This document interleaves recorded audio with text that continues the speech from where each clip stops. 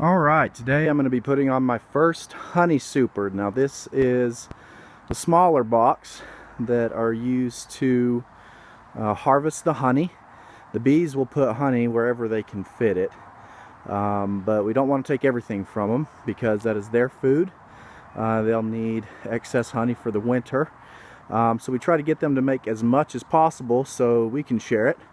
And this is the honey super. You see, I've got the super and I've got what is called a queen excluder. We don't want the queen going up into the honey super and making baby bees. Now the excluder is kind of controversial among beekeepers. Some don't use it, some do. But I'm just a rookie and I believe I'm going to give it a try. If it doesn't work out too well, maybe I'll see if I can do it without the queen excluder. But here goes. As you can see, my cat Max, he likes to accompany me, see what's going on here. He doesn't seem to worry about the bees, so I won't either. Alright, so just from looking at the outside, things look pretty healthy.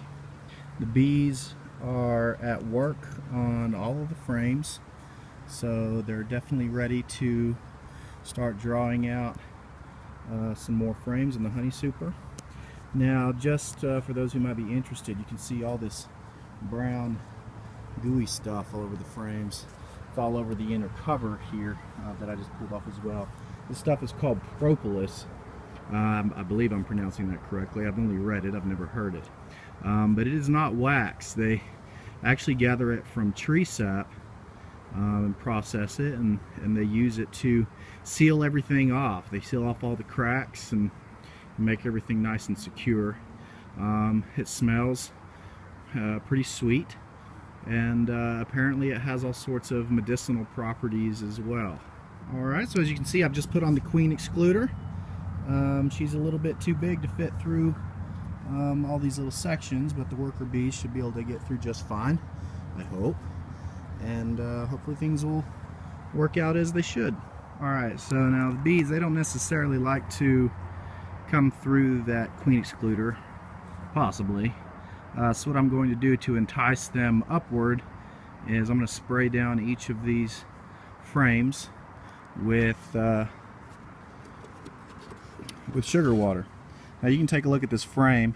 This has got what's called foundation on it, and the foundation is made of wax. Now these foundations actually are plastic and they're coated in wax. As you can see, they're already in the hexagonal shape, and that just encourages the bees to build out from the frame and basically to put the honeycomb where we want it. Alright, there we go.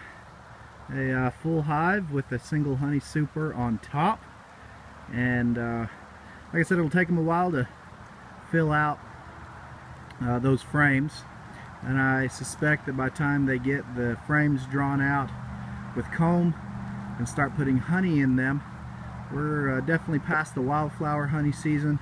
We're into clover honey season right now, but by the time they start putting honey in those frames, we should be into sourwood, which is my favorite honey.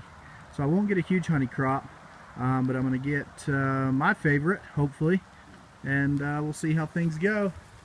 See, as usual, hard at work